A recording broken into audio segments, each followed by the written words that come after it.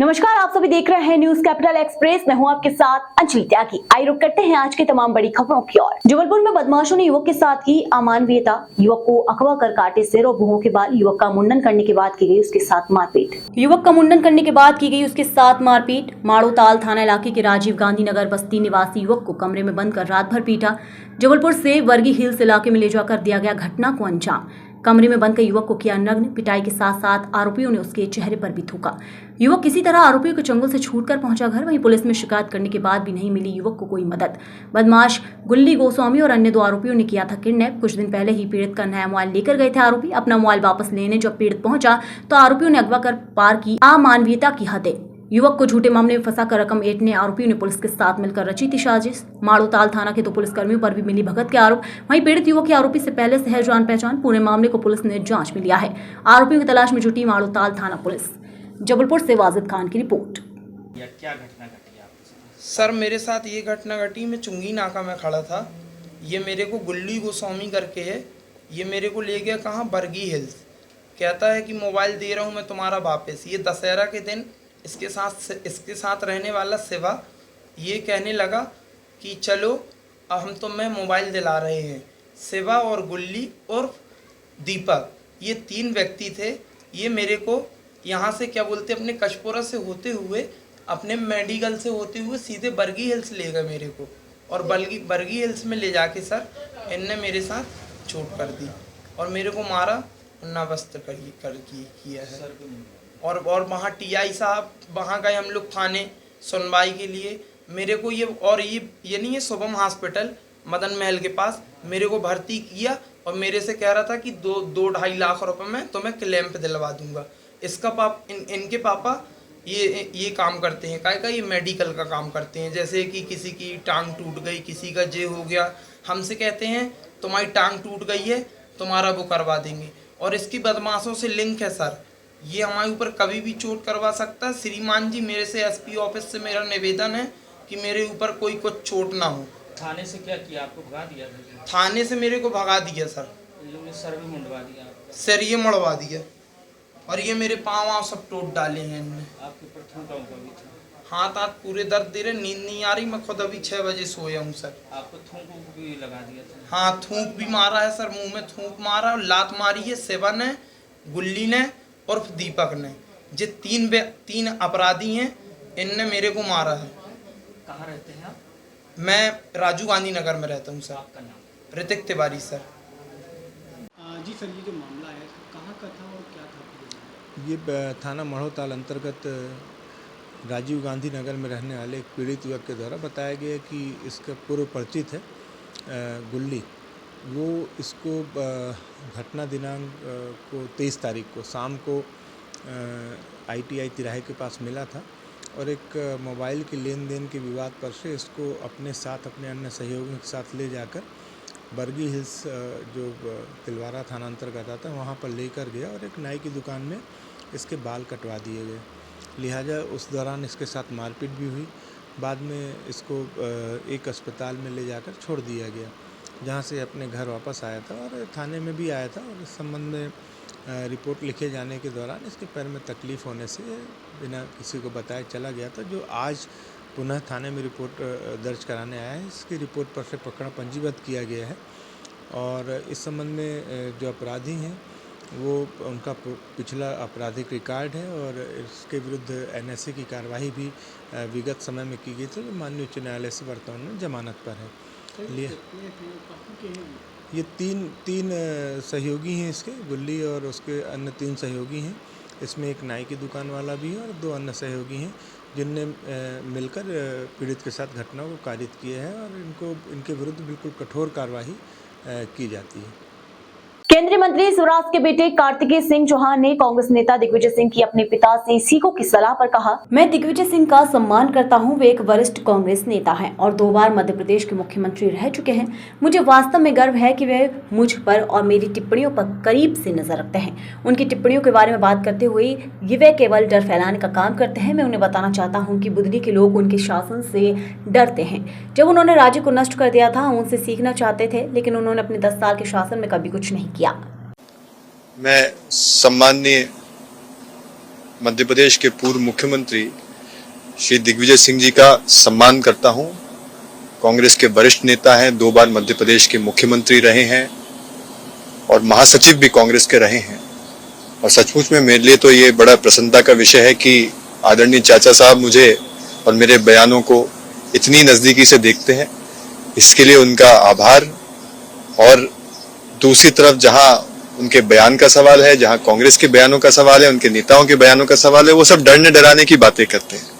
मैं आप लोगों के माध्यम से कहना चाहूंगा आदरणीय दिग्विजय चाचा, अगर डर किसी को लगता है तो बुधनी की जनता को आपके उन 10 सालों से लगता है जिसमें आपने प्रदेश को विनाश की कगार पे छोड़ दिया था। अगर डर किसी को लगता है तो टूटे गड्ढे वाली सड़कों से लगता है। डर किसी को लगता है तो लगता है मुश्किल से बिजली आने वाली हालातों से। तो डरते हम आपके उस शासनकाल से हैं। सीखना हम आपसे भी चाहते थे, लेकिन 10 सालों में कोई ऐसा काम हुआ नहीं जिससे हम सीख सकें। नागदा में सर्व ब्राह्मण समाज द्वारा नागदा के खड़े हनुमान मंदिर पर बैठक का आयोजन किया गया, जिसमें समाज के वरिष्ठ कार्यकर्ता मौजूद रहे, जिसमें होने वाले अन्नकूट आयोजन के बारे में जानकारी साझा की गई और सभी पदाधिकारियों को कार्यभार सौंपे गए और कार्यक्रम में होने आयोजन के बारे में समय और जानकारी भी साझा की गई। नागदा का अन्नकूट एवं दीपावली मिलन समारोह प्रतिवर्षानुसार इस वर्ष भी 11 नवंबर सोमवार के दिन इसी खड़े हनुमान मंदिर प्रांगण में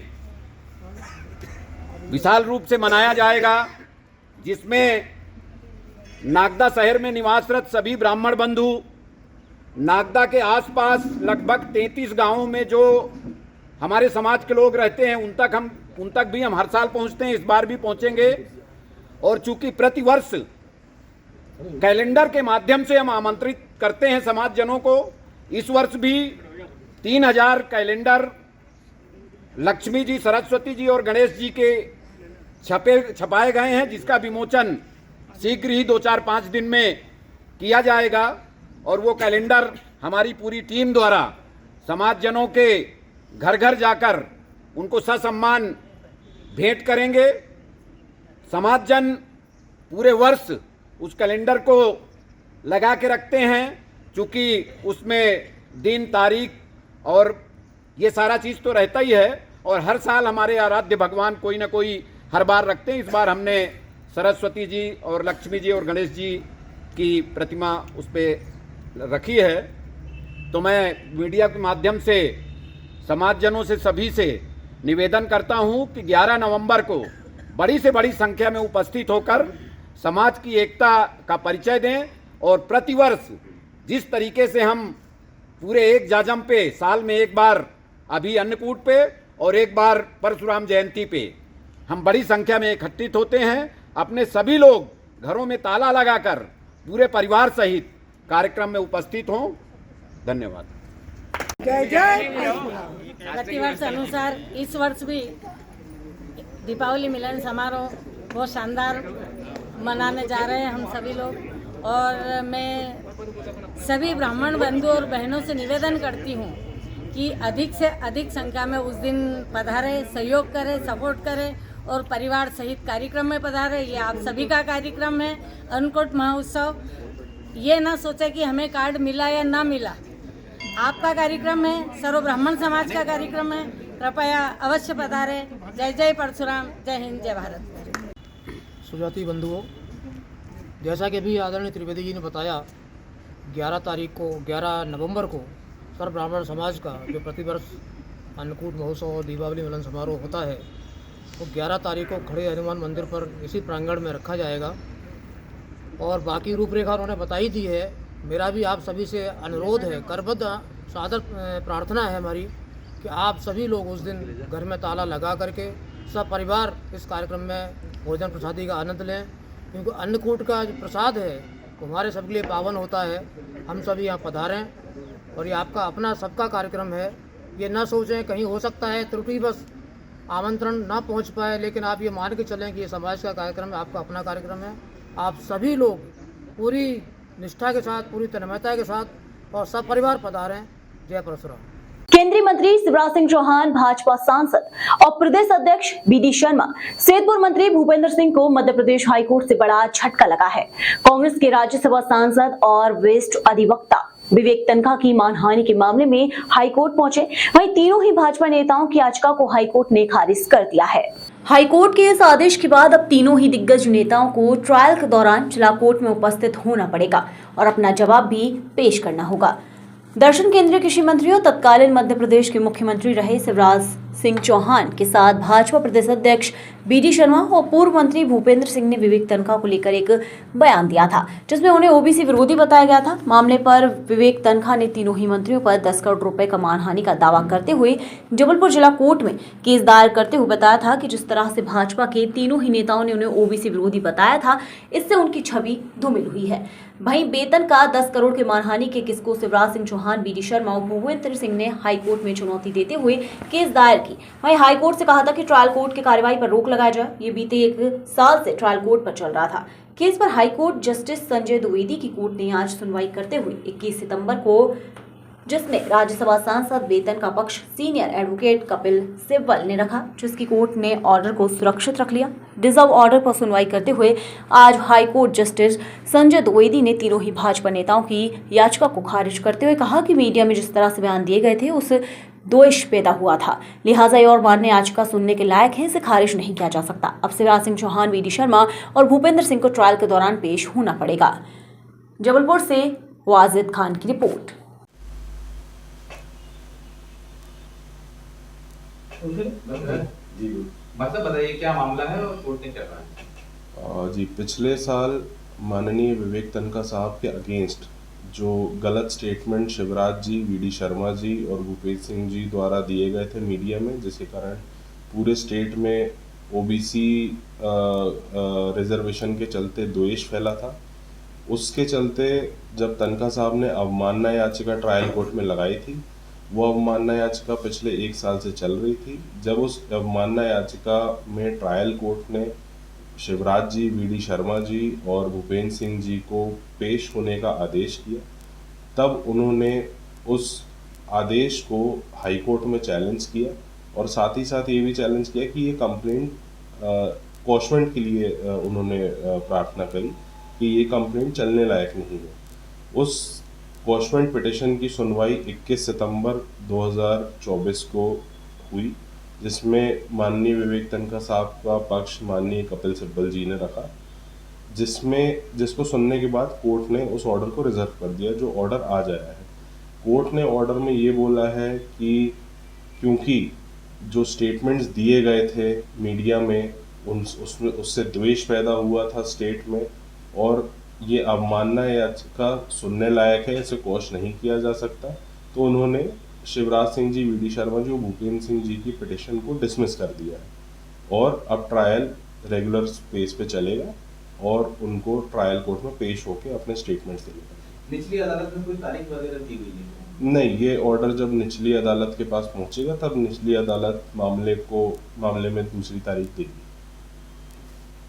जबलपुर जिले में नए पुलिस अधीक्षक ने पदभार ग्रहण कर लिया है। सोमवार को पुलिस अधीक्षक संपत उपाध्याय ने पुलिस अधीक्षक कार्यालय में पहुंचकर पदभार ग्रहण किया। साथ ही पुलिस अधीक्षक संपत उपाध्याय जैसे ही कार्यालय पहुंचे, उनके स्वागत और अगुवाई में पुलिस विभाग के अन्य अधिकारी वहां मौजूद थे। पुलिस अधीक्षक प्रबल प्रताप सिंह ने नए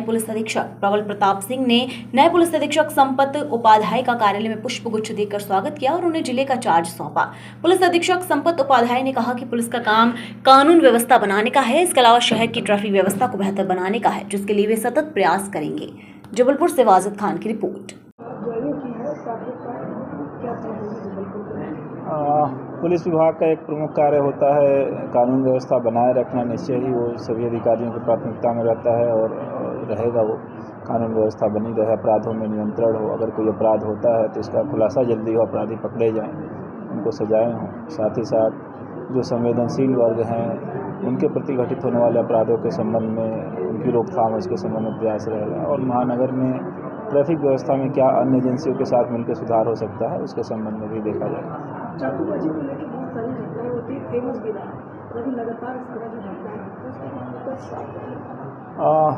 कोई भी आपराधिक कृत्य है, चाहे चाकूबाजी है अन्य है, उसको नियंत्रण का पूरा प्रयास रहेगा। बाकी जो स्पेसिफिक शहर की या किसी इलाके विशेष की समस्याएं होंगी, निश्चय ही अपने अधिकारियों से चर्चा करके उसके संबंध में कार्य योजना बना के उस पर कार्य किया जाएगा।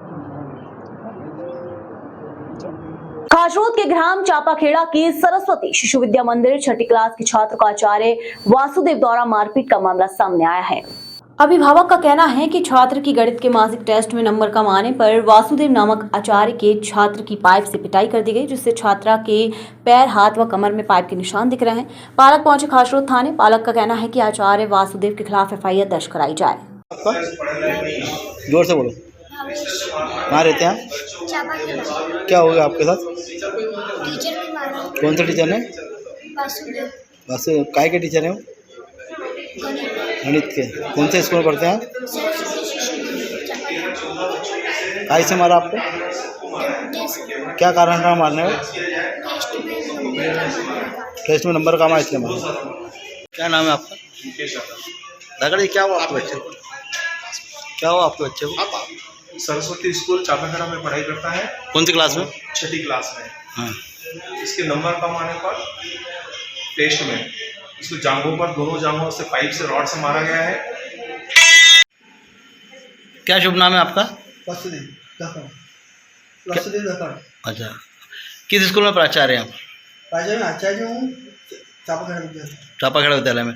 कल जो भावेश नाम के बच्चे के साथ आपने मारपीट की या फिर पढ़ाई को लेकर मारपीट की, तो क्या कारण रहा था आपने उस व्यक्ति को बच्चे को मारा?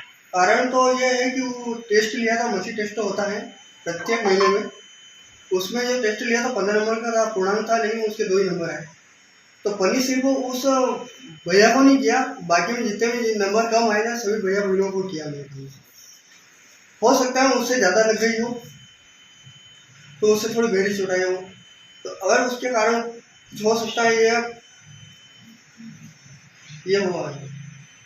कौन सी कि आपने टेस्ट, कौन सी सब्जेक्ट की उनसे टेस्ट ली थी? गणित का टेस्ट लिया था। गणित का टेस्ट लिया था। आगे आप क्या कहना चाहते हैं उस विषय में? आपसे जो गलती हो गई है तो उससे आप क्या कहना चाहते हैं? अगर उससे कुछ ज़्यादा लग गई हो और माता पिता को उनको क्षमा चाहता हूँ, तो उसके कोई ज़्यादा लग गई हो, बस यही।